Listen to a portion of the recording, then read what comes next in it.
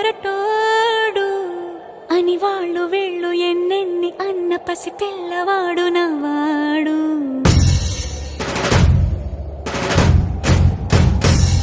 విడుముండోడు అని ఊరు వాడ అనుకున్న గాని మహారాజు నాకు నవ్వాడు.